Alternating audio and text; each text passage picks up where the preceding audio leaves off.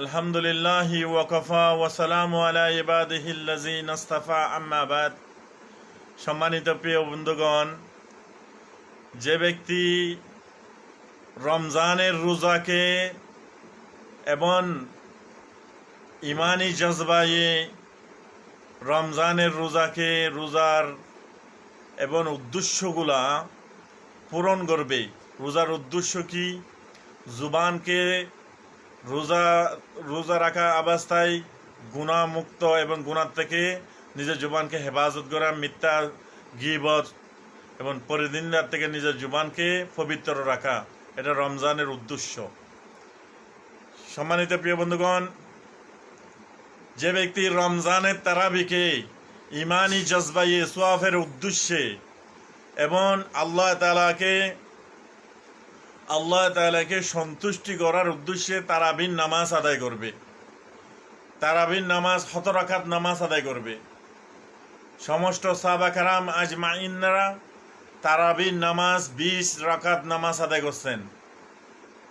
20 রাকাত নামাজ হযরত উমর রাদিয়াল্লাহু তাআলা আনহু জামানায় হযরত উমর রাদিয়াল্লাহু তাআলা আনহু 20 রাকাত তারাবির নামাজ আদায় করছেন। সমস্ত সালেহীন এবং আকাবের বুজুর্গানে কেরামরা 20 রাকাত তারাবির নামাজ আদায় করছেন। এখন 8 রাকাত তারাবির নামাজ যারা আদায় করে এরা হলো আমল চোর। এরা হলো কি চোর ভাই? আমল চোর। তারাবির নামাজ 8 রাকাত না, তারাবির নামাজ হলো 20 রাকাত। 8 রাকাত আল্লাহ রসুল সাল্লাল্লাহু আলাইহি ওয়াসাল্লাম পুরা জীবনে রমজানের ভিতরে আর রমজানের বাইরে 11 রাকাত নামাজ আদায় করছেন, রাত্রের নামাজ। হুজুরে পাক সাল্লাল্লাহু আলাইহি ওয়াসাল্লামের একজন সাহাবা, যে আম্মা জান আয়েশা সিদ্দিকা রাদিয়াল্লাহু তাআলা আনহা থেকে জিজ্ঞাসা আসলেন, আম্মা জান, আল্লাহ রসুলের এবং রাত্রের নামাজ কিরকম ছিল?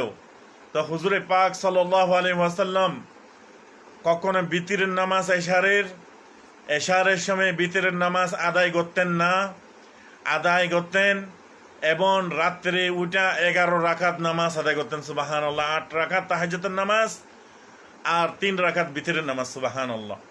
এটা মনে রাখবেন, কোন ষড়যন্ত্রকারীর শিকার হবেন না। অনেক সমাজে ইমান চোর আছে, তারা আমাদের ইমানকে হরণ করতে আছে এবং আমাদেরকে আমলের থেকে আমল কমি